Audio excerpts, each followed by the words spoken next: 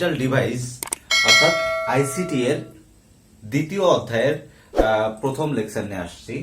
আমরা আজ সংখ্যা পদ্ধতি ও ডিজিটাল ডিভাইসের সংখ্যা পদ্ধতি একদম প্রথম যে টপিকস, এই টপিকস নিয়ে আলোচনা করব। তো আমরা তোমাদেরকে সর্বপ্রথম সংখ্যা পদ্ধতির যে ইতিহাসটা আছে, এই ইতিহাস সম্পর্কে একটু জানাবো। সংখ্যা পদ্ধতি কিভাবে আবিষ্কার হয়েছে, কেন আবিষ্কার হয়েছে, কি দরকার ছিল, এটা আমাদের জানার দরকার। সেটা হচ্ছে যে সভ্যতার পরিক্রমায় গণনার সুবিধার্থে যে চিহ্ন বা সংকেত ব্যবহার করা হয় গণনার জন্য, হ্যাঁ, সেই সংকেতগুলোই সংখ্যা পদ্ধতি। হ্যাঁ, তো এই সংখ্যা পদ্ধতি সর্বপ্রথম 3500 খ্রিস্টপূর্বে হাইরোগ্লিফিক্স নামক একটা সংখ্যা পদ্ধতির আবিষ্কার হয়। তারপরে 500 খ্রিস্টাব্দে আরব দেশ, ভারতীয় উপমহাদেশ, এই দেশগুলোতে ডেসিমাল এই সংখ্যা পদ্ধতিটার আবিষ্কার হয়। হাইরোগ্লিফিক্সের সাথে সাথে বা পরপরই আরো কিছু সংখ্যা পদ্ধতির সৃষ্টি হয়। ওই সময় রোমানের সৃষ্টি হয়। হ্যাঁ, রোমানও ওই সমসাময়িক। রোমানটা যেমন ছিল তোমাদের এই যে রোমান সংখ্যা এগুলো, হ্যাঁ, যেমন 1, 2, 3, 4, 5 এগুলো রোমান সংখ্যা। এইভাবে হাইরোগ্লিফিক্সটা কি? হাইরোগ্লিফিক্স হচ্ছে যে কোনো একটা পশু বা পাখি বা কোনো মানে জীবজন্তু, এদের ছবি দিয়ে, ধরো এখানে একটা মানুষ আঁকানো আছে, তো এই একটা মানুষ আঁকানো আছে, এর দুটো পা এই আছে, দুটো হাত, এইভাবে। এটা একটা যে কোনো একটা সংখ্যার বা গণনার যে কোনো একটা সংকেতকে চিহ্নিত করা হয়েছে। এগুলো হচ্ছে হাইরোগ্লিফিক্স। হ্যাঁ, তো সংখ্যা পদ্ধতিটা কি? সংখ্যা পদ্ধতিটা হচ্ছে বিশেষ কিছু চিহ্ন বা অঙ্ক ব্যবহার করে বা সাজিয়ে গণনা করার পদ্ধতিটাই হচ্ছে সংখ্যা পদ্ধতি। সংখ্যা পদ্ধতিটাকে দুইটা ভাগে ভাগ করা হয়ে থাকে। একটা হচ্ছে অস্থানিক সংখ্যা পদ্ধতি, একটা হচ্ছে স্থানিক সংখ্যা পদ্ধতি। একটা অস্থানিক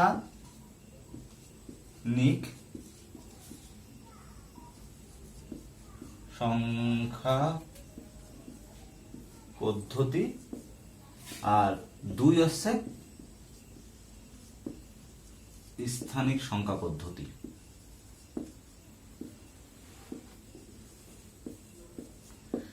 এই দুইটা সংখ্যা পদ্ধতির দুইটা প্রকার বা ভাগ। এই দুইটা ভাগের ভিতরে অস্থানিক সংখ্যা পদ্ধতিটা এখন তেমন কোনো প্রচলন নেই। অস্থানিক সংখ্যা পদ্ধতিটা কোনটা? ওই যে আগে যেটা বললাম, হাইরোগ্লিফিক, রোমান, এগুলো অস্থানিক সংখ্যা পদ্ধতি। আর স্থানিক সংখ্যা পদ্ধতিটা হচ্ছে বহুল ব্যবহৃত। তো স্থানিক সংখ্যা পদ্ধতিটা এবং অস্থানিক সংখ্যা পদ্ধতিটা, এই দুইটার ভিতরে আমরা স্থানিক সংখ্যা পদ্ধতিটা নিয়ে আলোচনা করব। হ্যাঁ, স্থানিক সংখ্যা পদ্ধতিটা হচ্ছে সবচেয়ে বহুল ব্যবহৃত সংখ্যা পদ্ধতির ভিতরে। তো স্থানিক সংখ্যা পদ্ধতিটা 4টা ভাগে বিভক্ত। 4টা ভাগ কি কি? বাইনারি 1, বাইনারি 2,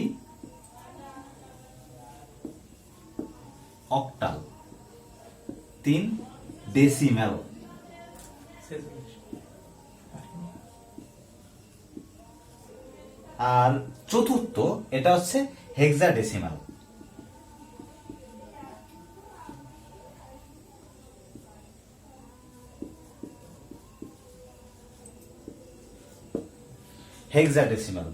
এখন এই স্থানিক সংখ্যা পদ্ধতিটার প্রত্যেকটা সংখ্যার যে বৈশিষ্ট্য আছে, এই স্থানিক সংখ্যা পদ্ধতির বৈশিষ্ট্যের ভিতরে সর্বপ্রথম যেটা আছে যে প্রতিটা সংখ্যার একটা বেস থাকবে। এখানে যদি আমরা বেজের কথায় আসি, বেস থাকবে। দ্বিতীয়ত প্রত্যেকটা পাওয়ার থাকবে এবং প্রত্যেকটা চিহ্ন বা সংখ্যার একটা করে নির্দিষ্ট মান থাকবে। হ্যাঁ, আমরা বেজের কথায় আসি এবার। যদি বেজের কথা বলি তাইলে এই যে 4টা পদ্ধতি, এই 4টা পদ্ধতিরই কিন্তু সমান বেজ না। এখানে যেমন বাইনারির বেজ 2, অর্থাৎ বাইনারি সংখ্যাটা কি? বাইনারি সংখ্যা হচ্ছে 0 আর 1। যেহেতু কম্পিউটার 0 আর 1 ছাড়া কোনো কিছুই বোঝে না, সো এই বাইনারিটাই কম্পিউটার বাইনারি সংখ্যাই বা বাইনারি মেথডেই কম্পিউটার সবসময় কনভার্ট করে নিয়ে বুঝে তারপরে আমাদেরকে আউটপুট দেয়। তো বাইনারির বেজ হচ্ছে 2, অর্থাৎ এটা হচ্ছে দ্বিমিক, 2টা বেজ, কারণ এখানে 2টা সংখ্যা আছে, 2টা মান আছে, এই 2টাই হচ্ছে এর বেজ। এর একটা হচ্ছে 0, একটা 1। এই 0টা কি? 0টা হচ্ছে আমাদের যে সার্কিট গুলো আছে, মানে ইলেকট্রিক্যাল সার্কিট গুলো আছে, এই সার্কিট গুলো 2টা জিনিস বোঝে, একটা হচ্ছে লোয়ার ভোল্টেজ, একটা হচ্ছে হায়ার ভোল্টেজ। এখানে এই বাইনারি সংখ্যাটাও সেই হায়ার ভোল্টেজ এবং লোয়ার ভোল্টেজটাকেই ইন্ডিকেট করে। সেটা কিভাবে? এটা হচ্ছে যে 0 দিয়ে লোয়ার ভোল্টেজ ইন্ডিকেট করে আর 1 দিয়ে হায়ার ভোল্টেজ ইন্ডিকেট করে থাকে। দ্বিতীয়ত আমরা আসি অক্টালে। যেহেতু বাইনারি দ্বিমিক, সেহেতু 2টা বেজ হয়েছে, 2 বেজ হয়েছে। অক্টাল, অক্ট শব্দের অর্থ হচ্ছে 8, তাই না? যেহেতু অক্টাল শব্দের অর্থই মানে অক্ট শব্দের অর্থই আসছে 8, সেহেতু এখানে এর বেজ হবে ঠিক 8। তাইলে এখানে যেহেতু 2টা বেজে 2টা, তাইলে অক্টালে আমাদের ওয়ার্ড কতগুলো আসবে? অবশ্যই 8টা আসবে। সেগুলো কেমন আসবে দেখো, 0, 1, 2, 3, 4, 5, 6 এবং 7। এটা আছে অক্টাল। এখন অক্টালের বেজ 8। তো দেখো 1, 2, 3, 4, 5, 6, 7, 8, এই জায়গা ঠিক 8টাই আছে, 8টা সংখ্যাই আছে, 8টা মানই আছে। তো এই 8টা মান দিয়ে অক্টালকে প্রকাশ করা হয়। যদি আমরা অক্টাল কোন একটা কিছু লিখতে যাই তো এভাবে লেখা যায়, দেখো আমরা ধরো 80 পরে যদি 8 দিই তাহলে এটাকে অক্টাল বলা যায়। আর ধরো আমাদের এটা অক্টালে প্রকাশ। এবার আমরা আছি ডেসিমালে। ডেসিমালটা কি? ডেসিমাল হচ্ছে দশক, মানে 10টা যুক্ত, মানে 10টা সংখ্যা হবে। তাইলে ডেসিমালের বেজ হচ্ছে 10। তাইলে অবশ্যই বুঝতেছো যেহেতু 8 অক্টালে 8টা বেজে 8টা হয়েছে, সেহেতু এখানে 10টা হলে 0, 1, 1, 2, 3, 4, 5, 6, 7, 8, 9, ঠিক 10টা থাকবে। হ্যাঁ, তো 10টা যে কোনো স্বাভাবিক সংখ্যা, ধরো আমি 25 লিখলাম, এটা ডেসিমাল সংখ্যা। হ্যাঁ, এগুলো আছে ডেসিমাল সংখ্যা। তো আমরা যদি কখনো অক্টালে কিন্তু 7 এর উপরে কোনো মান নাই, তো আমরা 8 কিন্তু অক্টাল বুঝাইতে পারি না। হ্যাঁ, অক্টাল বুঝাইতে গেলে কিন্তু আমাদের 7 পর্যন্ত সীমাবদ্ধ থাকবে। আর ঠিক অনুরূপ ভাবে যদি আমরা ডেসিমালকে ইউজ করতে চাই, ডেসিমালে দেখো আমাদের যে স্বাভাবিক সংখ্যাগুলো আছে 0 থেকে 9 পর্যন্ত যে 10টা স্বাভাবিক সংখ্যা, এই 10টা স্বাভাবিক সংখ্যাই ইউজ করা হয়েছে। সো আমরা যে কোনো সংখ্যা লিখলি সেটা ডেসিমালে রূপান্তর করা যেতে পারে। এখন আমরা আসি হেক্সাডেসিমালে। হেক্সাডেসিমাল যেটা, হেক্সা শব্দের অর্থ হচ্ছে, হেক্সা শব্দের অর্থ 6 আর ডেসিমাল শব্দের অর্থ 10। তাইলে এর 2টা মিশ্রিত ফল আসছে 16। তাইলে দেখো হেক্সাডেসিমালের যে বেজ হবে সেটা অবভিয়াসলি 16 হবে। এখন তোমরা বলতে পারো যে আমাদের 9 পর্যন্তই তো শেষ, 11, 12 এগুলো তো দিলে তো আবার সেই রিপিট করতেছে, তাহলে কিভাবে হেক্সাডেসিমাল আমরা 16টা সংখ্যা পাবো, 16টা মান পাবো? হ্যাঁ, আমরা পাবো, অবশ্যই পাবো। সেটা কিভাবে? এখানে যাচ্ছে কয়টা? 10টা। তাহলে এর সাথে এ, বি, সি, ডি, ই, ও, এফ কয়টা হচ্ছে 1 2 3 4 5 6, তাহলে এখানে 10টা আর এখানে 6টা, কয়টা হচ্ছে মোট 16টা। সো হেক্সাডেসিমালের বেস সংখ্যা হচ্ছে 16। তো আমাদের বাইনারি, অক্টাল, ডেসিমাল এবং হেক্সাডেসিমাল এই চারটাই বেস কি কি দিয়ে প্রকাশ করা হয় এগুলো আমরা জানতে পারছি। তো এই অধ্যায়ের প্রথম যে দিকগুলো, ঠিক আছে, এই দিকগুলোই সর্বপ্রথম যেগুলো আসে সেগুলো হচ্ছে কোশ্চেন গুলো আসে। আমাদের কোশ্চেন গুলো হচ্ছে যে একটা মানে প্রথমে যে ক নম্বর যে কোশ্চেন গুলো আসতে পারে সেগুলো ধরো সংখ্যা পদ্ধতির সংজ্ঞা দিতে পারে, চাইতে পারে হেক্সাডেসিমাল কি, তারপরে বাইনারি কি, হ্যাঁ, বা ডেসিমাল কি, ডেসিমাল সংখ্যা কি, উদাহরণ সহ লিখো বা লিখো, হ্যাঁ, এগুলো এক ক নম্বরে আসতে পারে। খ নম্বর বা গ নম্বরে অনুধাবনমূলকে আসতে পারে এরকম যে হেক্সা থেকে ডেসিমালে রূপান্তর করো, বাইনারি থেকে ডেসিমালে রূপান্তর করো, ডেসিমাল থেকে বাইনারি রূপান্তর করো, এগুলো আমাদের সংখ্যা পদ্ধতির প্রকাশ আসতে পারে।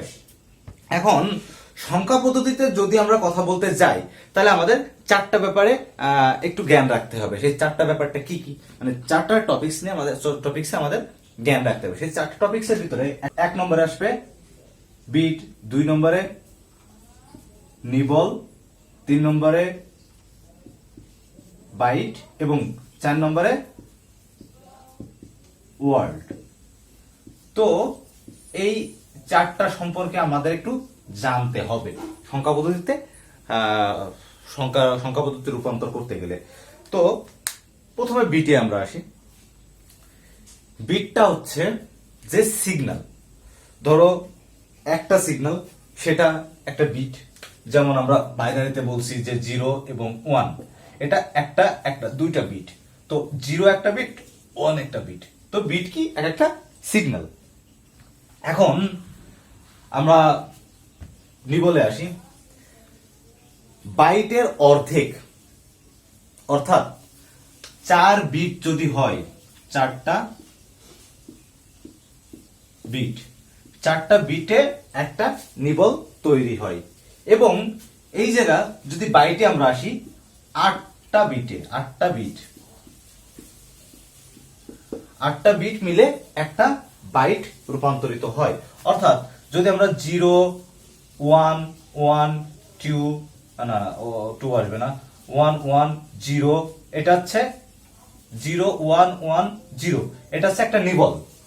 আর এই নিবলের সাথে দুইটা নিবল মিলে বা 8টা বাইট মিলে এক বাইট, 8টা বিট মিলে এক বাইট হচ্ছে।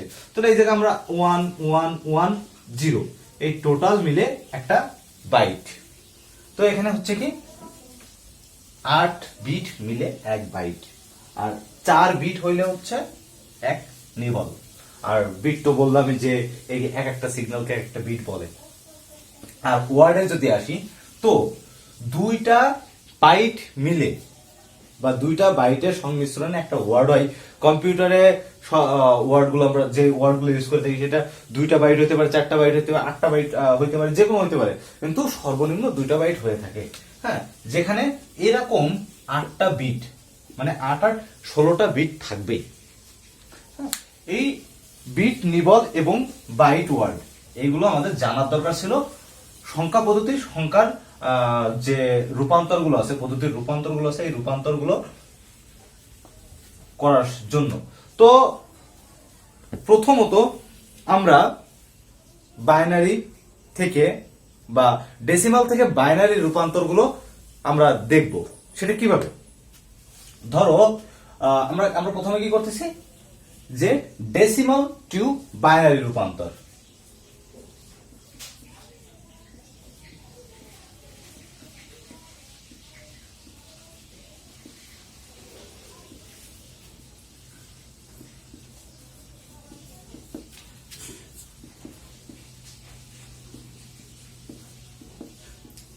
সেটা কিভাবে করব? ধরো এখানে 23 একটা ডেসিমাল সংখ্যা আছে। তো এই ডেসিমাল সংখ্যাটাকে আমাদের বাইনারিতে রূপান্তর করতে হবে। কিভাবে রূপান্তর করব? সেটা প্রথমত আমাদের ডেসিমাল সংখ্যাটা আমরা এই জায়গা অ্যান্সারে যাচ্ছি, উত্তর। আমরা স্বাভাবিক একটু খাতায় সুন্দর দেখানোর জন্য বা যাতে স্যারদের মন আকর্ষণ করা যায় সেহেতু এভাবে লিখলে আমাদের খুবই ভালো হয়। হ্যাঁ, তো দেওয়া আছে দিয়ে লিখলাম, দেওয়া আছে বাইনারি সংখ্যা 23 ডেসিমাল। এখন এই সংখ্যাটাকে আমাদের রূপান্তর করতে হবে। রূপান্তর করার জন্য দেখো এখানে আমাদের করতে হবে 23। তাহলে এটাকে আমরা কিভাবে রূপান্তর করব? এটা করতে গেলে আমরা কি জানি, বাইনারির বেস কত? বাইনারির বেস 2। হ্যাঁ, এই বাইনারির বেসটা দিয়েই আমাদের ডেসিমালের যে সংখ্যাটা আছে এই সংখ্যাটাকে ভাগ করতে হবে। দেখো আমরা যদি এখানে 2 দিয়ে ভাগ করি, তাহলে 2 দিয়ে ভাগ করলে কত আসবে? আমরা যদি 11-রে 2 দিয়ে গুণ করি তাহলে কত আসছে? 22। হ্যাঁ, তো এই জায়গা আমরা 11 লিখতে পারি। আর যদি 12-রে 2 দিয়ে গুণ করি তাহলে আসছে 24।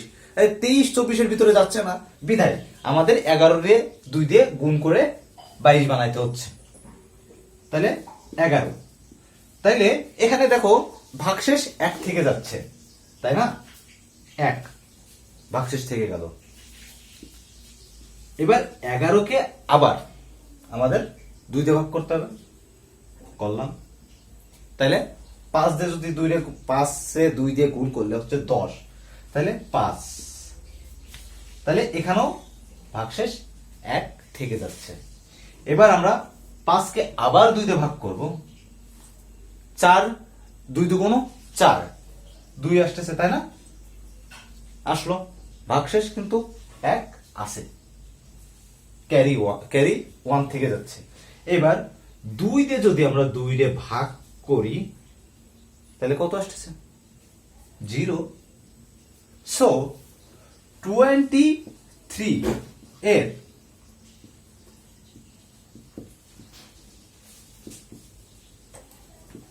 বাইনারি সংখ্যা কত আসতেছে? সংখ্যা হচ্ছে বাইনারি সংখ্যা, দেখো এখানে 0 1 1 1, তাই না? এখানে কি আসতেছে?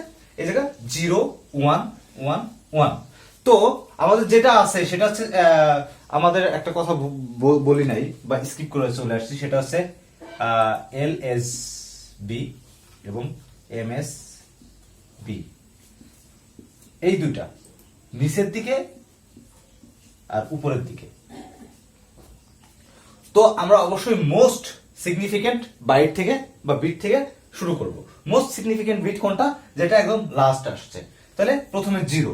তাহলে 23 এর বাইনারি সংখ্যা কত আসছে? 0, দেন 1, দেন 1 and 1। এইটা হচ্ছে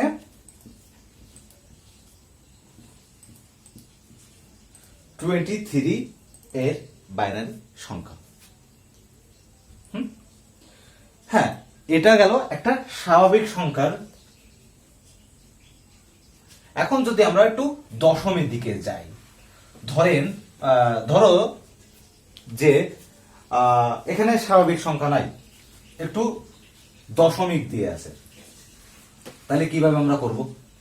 সেটা অবশ্যই এই পদ্ধতি ইউজ করা যাবে না।